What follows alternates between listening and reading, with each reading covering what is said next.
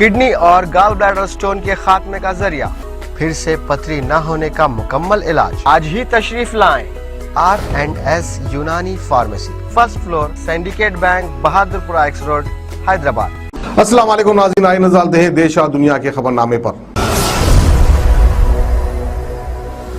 सच news के खबरनामे में आप सबका इस्तकबाल है। आज की सबसे बड़ी खबर कांग्रेस से आ रही है, जहां पर कांग्रेस को एक और झटका मिला है। उड़ीसा के कार्यकारी अध्यक्ष ने पार्टी छोड़ दी। वो कह रहे हैं कि पार्टी में उत्साह की बड़ी कमी है। प्रदीप मांझी ने सोनिया गांधी को लेटर लिखकर कहा है कि कांग्रेस में रहकर अब लोगों की सेवा कर पाना संभव नहीं है। पार्टी के लोगों का भरोसा खो चुका है कांग्रेस। पंजाब में कैप्टन अमरिंदर सिंह द्वारा अलग पार्टी बनाने की अनाउंसमेंट के बाद अब ओडिशा में प्रदेश कांग्रेस कमेटी के कार्यकारी अध्यक्ष प्रदीप मांझी ने पार्टी से इस्तीफा दे दिया है। उन्होंने कांग्रेस अध्यक्ष सोनिया गांधी को लेटर लिखा है और ये भी कहा है कि मैं बेहद दुख और दर्द के साथ पार्टी की प्राथमिक सदस्यता से इस्तीफा दे रहा हूँ। उन्होंने ये भी कहा कि ओडिशा के बड़े आदिवासी नेताओं में से एक प्रदीप मांझी ने सोनिया गांधी को ये भी कहा है कि पार्टी में रहकर वो लोगों की सेवा करना चाहते थे, लेकिन पार्टी ने गलत फैसलों की वजह से लोगों को भरोसा खो दिया। उस भरोसे को वापस हासिल करने के लिए अब काफी लंबा वक्त लगेगा। उन्होंने सोनिया गांधी की तारीफ को स्थानीय स्तर के नेतृत्व का नाकाम करार दिया है। प्रदीप मांझी के करीबी सूत्रों के मुताबिक कांग्रेस छोड़ने के बाद वो जल्द ही बीजू जनता दल में शामिल हो सकते हैं। बताया जा रहा है इसी महीने मुख्यमंत्री नवीन पटनायक नबरंगपुर का दौरा कर सकते हैं। इसी दौरान प्रदीप मांझी बीजेडी में शामिल हो सकते हैं। 2009 में कांग्रेस के टिकट के लोकसभा सांसद बने थे, लेकिन इसके बाद लगातार उन्हें हार का सामना करना पड़ रहा है। वहीं एक और बड़ी खबर मुंबई से आ रही है, जहां पर मुंबई में निर्माणाधीन 60 मंजिला इमारत में भयानक आग लग गई। धुएं के गुबार के बीच बालकनी से गिरता एक शख्स भी वीडियो फुटेज में रिकॉर्ड हुआ है। आग इमारत की 19वीं मंजिल पर लगी थी, जो फैलकर 17वीं और 25वीं मंजिल तक पहुंच चुकी थी। मुंबई के लालबाग इलाके में एक निर्माणाधीन 60 मंजिला इमारत में आग लगने से हड़कंप मच चुका है। बताया जा रहा है कि आग सबसे पहले 19वीं मंजिल पर लगी, जो फैलकर 17 से 25वीं मंजिल तक पहुंच गई। आग इतनी फैल चुकी है कि इमारत से सिर्फ धुएं का गुबार निकलता दिखाई दे रहा है। जानकारी के तहत आग करी रोड इलाके में मौजूद अवेगना पार्क अपार्टमेंट में लगी है। मौके पर दमकल की गाड़ियां मौजूद है। आग बुझाने की कोशिश जारी है। निर्माणाधीन इमारत होने की वजह से इसमें फिलहाल कोई नहीं रहा है। हालांकि इमारत में मजदूर मौजूद हो सकते हैं। दमकल विभाग के रेस्क्यू ऑपरेशन के दौरान एक शख्स इमारत की बालकनी में लटका हुआ दिखाई दिया। खुद को बचाने के लिए शख्स काफी देर तक लटका रहा, लेकिन बाद में वो नीचे गिर गया, जिससे उसकी मौत हो गई। जिस इमारत में आग लगी है वो आवासीय इलाके में है। इसके आसपास कई इमारतें भी मौजूद हैं। भले इमारत में ज्यादा लोग ना हो, लेकिन आग से आसपास के अपार्टमेंट में रह रहे लोगों को खतरा बढ़ चुका है। वहीं एक और बड़ी खबर आ रही है, पप्पू यादव से मीटिंग के बाद भक्त चरण दास का बड़ा ऐलान है कि बिहार में खत्म हो चुका है महागठबंधन। आरजेडी कांग्रेस अलियंस ब्रोकन बिहार की खबर आ रही है। बिहार के कांग्रेस प्रभारी भक्त चरण दास ने खुद ऐलान करते हुए कहा है कि बिहार में अब कांग्रेस महागठबंधन हिस्सा नहीं है। आगामी लोकसभा चुनाव में बिहार की सभी 40 सीटों पर कांग्रेस अकेले चुनाव लड़ेगा। इस बड़ी खबर पर खुलासा हुआ है। इसी बीच जाप प्रमुख पप्पू यादव ने भी उपचुनाव में कांग्रेस को समर्थन देने की बात करी है, जिसके बाद भक्त चरण दास ने कहा कि पप्पू यादव के समर्थन से कांग्रेस को चुनाव में मजबूती मिलेगी। पटना में पप्पू यादव और भक्त चरण दास की मुलाकात के बाद ये बात सामने आ रही है। अब जल्दी पप्पू यादव की पार्टी जाप कांग्रेस में शामिल हो सकती है। इस बार उपचुनाव में पप्पू यादव कांग्रेस उम्मीदवार को समर्थन देते नजर आएंगे। वहीं इससे पहले कांग्रेस नेता कन्हैया कुमार और हार्दिक के बिहार दौरे के बीच प्रदेश कांग्रेस प्रभारी भक्त चरण दास ने पटना पहुंचते ही बड़ा ऐलान देते हुए कहा था कि महागठबंधन टूटने का बस अब औपचारिक ऐलान भर होना बाकी है। पटना एयरपोर्ट पर मीडिया कर्मियों से बात करके उन्होंने कहा कि हम चुनाव जमकर लड़ रहे हैं और अपनी ताकत पर लड़ रहे हैं। कांग्रेस प्रभारी ने कहा कि कांग्रेस 2024 के लोकसभा चुनाव में बिहार की सभी 40 संसदीय सीटों पर अकेली ही चुनाव लड़ेगी।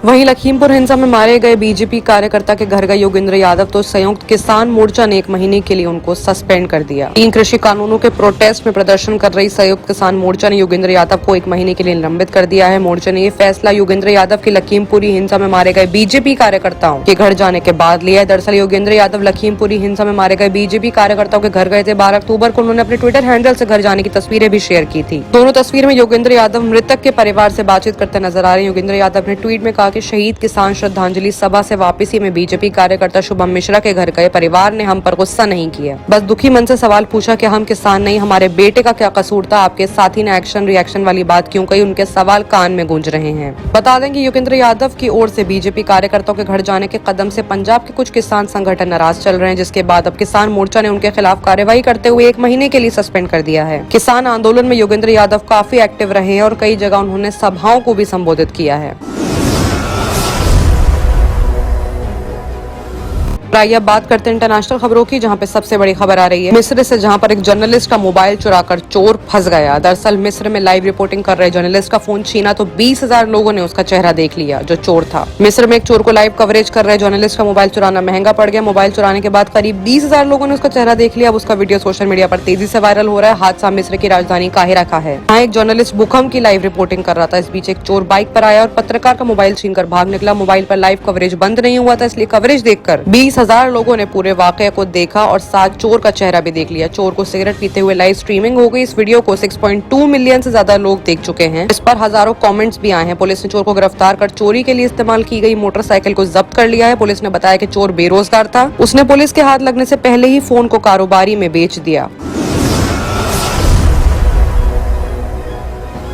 वहीं एक और बड़ी खबर पाकिस्तान के आतंकवादी हमले से आ रही है। पाकिस्तान में फौज पर आतंकी हमला हुआ है, 5 सैनिकों की मौत हो गई। तालिबान के पाकिस्तानी धड़े पर शक जा रहा है। पाकिस्तान के खैबर पख्तूनख्वा राज्य में बुधवार और गुरुवार के दरमियानी रात में आतंकी हमला हुआ है। इसमें 5 सैनिकों को मारे जाने की खबर आ रही है। मीडिया रिपोर्ट्स के मुताबिक हमला एक सर्च ऑपरेशन के दौरान हुआ और बाद में आतंकवादी फायरिंग करते हुए भागने में कामयाब हो गए। इस महीने इसी इलाके में एक चौथा हमला है। माना जा रहा है कि पिछले हमलों की तरह ये हमला भी पाकिस्तान तालिबान ने ही किया है। तालिबान का इस इलाके में खासा दबदबा माना जा रहा है। रिपोर्ट के मुताबिक हमले खैबर पख्तूनख्वा भजौर जिले में हुआ है। यहाँ सैनिकों की एक यूनिट गश्त पर थी। इस दौरान वहाँ पे आईईडी ब्लास्ट हुआ। इसके बाद काफी देर तक फायरिंग होती रही। हादसे में 5 सैनिकों के मारे जाने की खबर है। कुछ रिपोर्ट्स के मुताबिक फेडरल कॉर्प्स के 3 और 2 पुलिसकर्मी मारे गए हैं।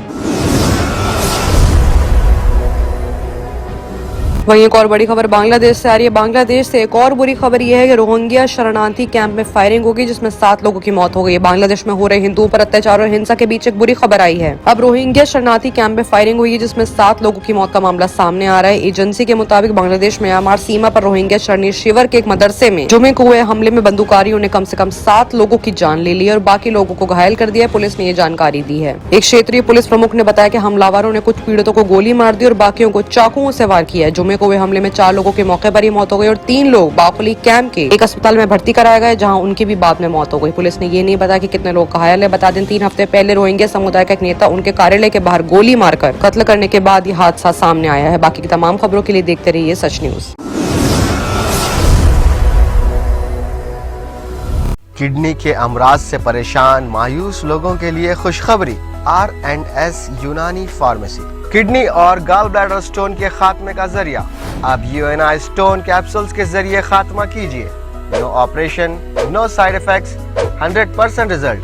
सिर्फ UNI स्टोन कैप्सूल से मुस्तहिक लोगों के लिए खुसूसी रियायत। फिर से पथरी न होने का मुकम्मल इलाज। दर्द, कॉन्स्टिपेशन और पुराने कब्ज से निजात पाइए। आज ही तशरीफ लाएं। R&S यूनानी pharmacy, 1st floor, syndicate bank, Bahadurpura X road, Hyderabad. Contact 9703 939 436 9063 383760।